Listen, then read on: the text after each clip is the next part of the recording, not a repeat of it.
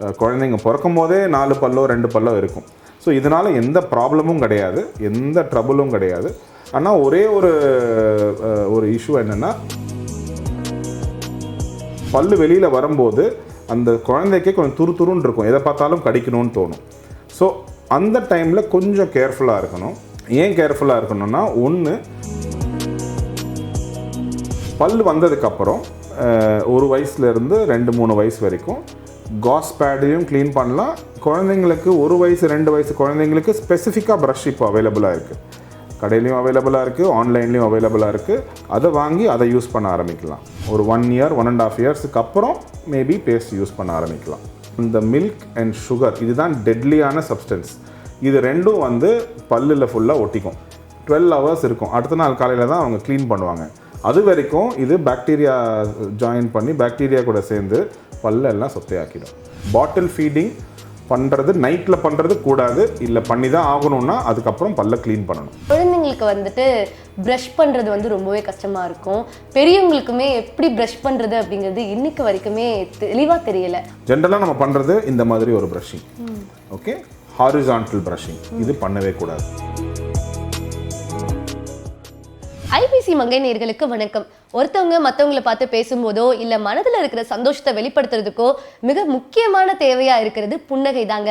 இந்த புன்னகைக்கு எது தேவையாக இருக்குது அப்படின்னா, நம்மளுடைய பற்களினுடைய அழகுக்கு ரொம்பவே நம்ம முக்கியத்துவம் செலுத்துகிறோம். ஸோ பற்களோட அழகுக்கு எந்த அளவுக்கு முக்கியத்துவம் செலுத்துகிறோமோ அதே அளவுக்கு பற்களோட ஆரோக்கியத்துக்கும் நம்ம முக்கியத்துவம் செலுத்தணும். ஸோ பற்களில் என்ன மாதிரியான பிரச்சனைகள் வரும், அதை நம்ம எப்படி குணப்படுத்தலாம், அதற்கான சிகிச்சை முறைகள் என்னென்ன, இதை பற்றி தெளிவாக பல் மருத்துவர் மற்றும் பல் சீரமைப்பு நிபுணர் டாக்டர் யஷ்வந்த் அவர்கள்கிட்டே கேட்டு தெரிஞ்சுக்கலாம். வாங்க. வணக்கம் சார்.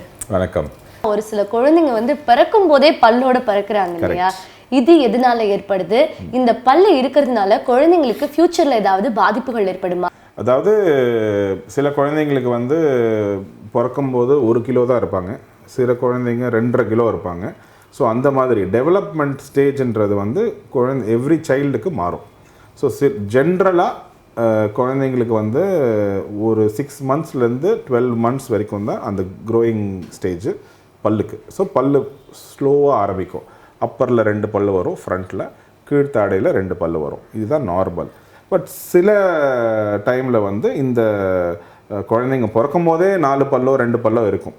ஸோ இதனால் எந்த ப்ராப்ளமும் கிடையாது, எந்த ட்ரபுளும் கிடையாது. ஆனால் ஒரே ஒரு இஷ்யூ என்னென்னா, அவங்க ஃபஸ்ட் இயர் ஜென்ரலாக மதர்ஸ் ஃபீடிங் இருக்கும்.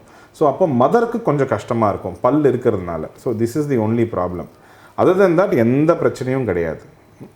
ரெண்டாவது விஷயம், குழந்தைங்க ஜென்ரலாக 6 மந்த்ஸுக்கு அப்புறமே டீதிங் அப்படின்னு ஸ்டார்ட் ஆகும்.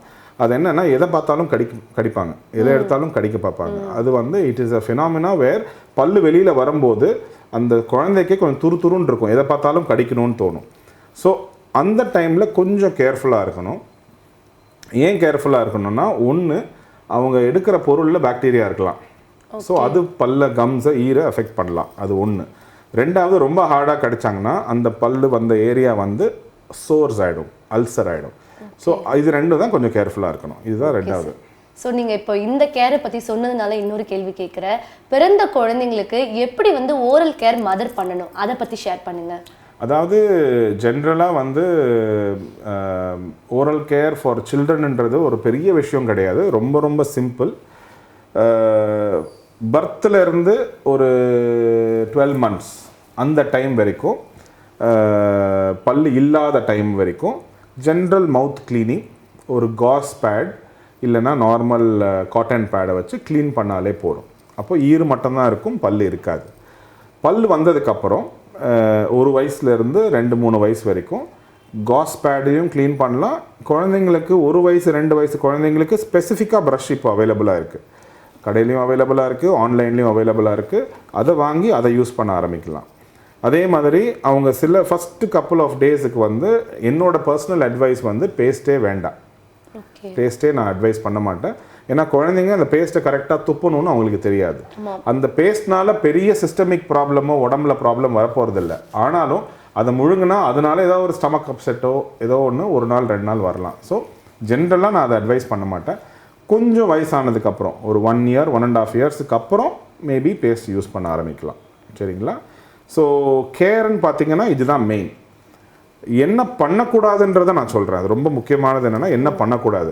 ஜென்ரலாக மதர்ஸ் என்ன பண்ணுறாங்க, மதர்ஸ் ஆர் ஃபாதர்ஸ் இப்போ என்ன பண்ணுறாங்கன்னா, பேரண்ட்ஸு குழந்தை வந்து நைட் ஒரு 8 மணிக்கோ 9 மணிக்கோ தூங்குகிற டைமில் அழுதுட்டு பசின்னு அழுதாங்கனாலே அது பசின்னு நினச்சிக்கிறாங்க.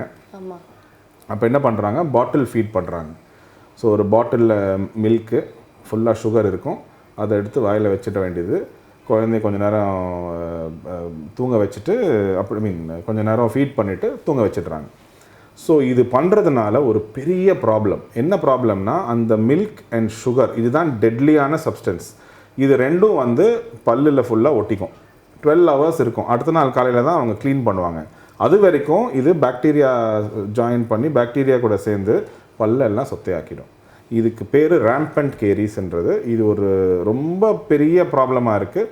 மதர்ஸ் அண்ட் ஃபாதர்ஸ் இதை வந்து ரொம்ப கேர்ஃபுல்லாக டீல் பண்ணி இதை அவாய்ட் பண்ணணும். பாட்டில் ஃபீடிங் பண்ணுறது நைட்டில் பண்ணுறது கூடாது, இல்லை பண்ணி தான் ஆகணும்னா அதுக்கப்புறம் பல்ல க்ளீன் பண்ணணும். ஸோ இப்போது மதர் ஃபீடிங் பண்ணுறது நைட் டைமில் நல்லதா? அப்போது மதர் ஃபீடிங் பண்ணுறது நல்லது தான், ஆனால் எந்த ஃபீடிங் பண்ணாலுமே பல்ல க்ளீன் பண்ணணும்.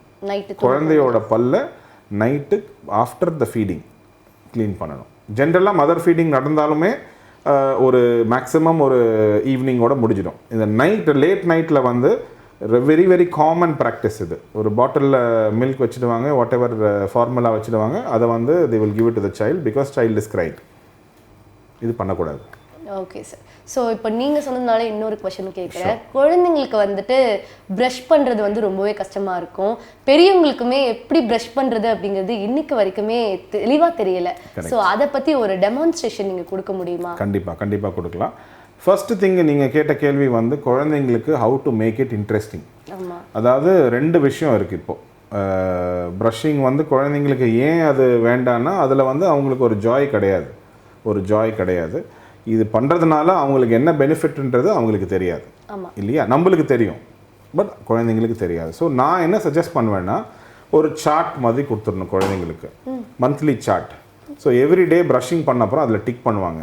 கரெக்டாக ஒரு மாதத்துக்கு 2 வாட்டி, ஒரு நாளைக்கு 2 வாட்டி ப்ரஷ் பண்ணுறாங்க, ஒரு மாதத்துக்கு 60 வாட்டி ப்ரஷ் பண்ணுறாங்கன்னா அந்த சைல்டுக்கு ஒரு ப்ரைஸ் கொடுங்க. ஓகே, ஸோ அப்படி இது வந்து ஜஸ்ட் ஒரு என்கரேஜ்மெண்ட். இது பண்ணாங்கன்னா பேரண்ட்டு சைல்டு வந்து ஒரு அட்லீஸ்ட் ஒரு 4 மாதமோ 3 மாதமோ பண்ணாங்கன்னா அது ஒரு ஹேபிட் ஆகிடும். அப்புறம் child will start to brush regularly. இது ஒன்று. ரெண்டாவது, இப்போ வந்து பேட்மேன், பார்பி, இந்த மாதிரி சூப்பர்மேன், இந்த மாதிரி மார்வல் ஹீரோஸ் இதோட ப்ரஷஸ் எல்லாம் அவைலபிள். ஸோ அதை பார்த்து நிறைய சில்ட்ரன் எக்ஸைட் ஆகிடுவாங்க. அண்ட் பேஸ்ட்டும் பார்த்திங்கன்னா ஸ்ட்ராபெரி ஃப்ளேவர்ஸு, கொஞ்சம் ஃப்ளேவர்டு.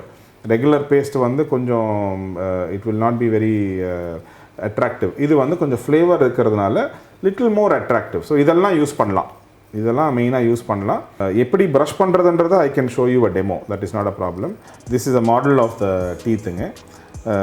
ஸோ ப்ரஷ் வந்து நார்மலாக 2 விதமான ப்ரஷ் இருக்குது. ஒன்று வந்து மேனுவல் ப்ரஷ், இன்னொன்று எலக்ட்ரிக் ப்ரஷ். நான் இப்போதைக்கு உங்களுக்கு டெமான்ஸ்ட்ரேஷன் மேனுவல் ப்ரஷில் நான் காமிக்கிறேன். ஸோ ஜென்ரலாக வந்து நம்ம என்ன நார்மலாக ஜென்ரல் பப்ளிக் என்ன பண்ணுறாங்க, என்ன பண்ணக்கூடாது, எப்படி பண்ணணும் அது சொல்லிடுறேன் உங்களுக்கு. ஜென்ரலாக நம்ம பண்ணுறது இந்த மாதிரி ஒரு ப்ரஷிங். ஓகே, ஹாரிசான்டல் ப்ரஷிங் இது பண்ணவே கூடாது. எனக்கு வந்து குழந்தையிலேருந்தே வந்து I hate a weight problem. First பேபிக்கு வந்து கொஞ்சம் ஹார்மோனல் இன்ஜெக்ஷன்ஸ் அது இது அந்த டைமில் கொடுத்துருந்தாங்க. அது எனக்கு தெரியல. I was very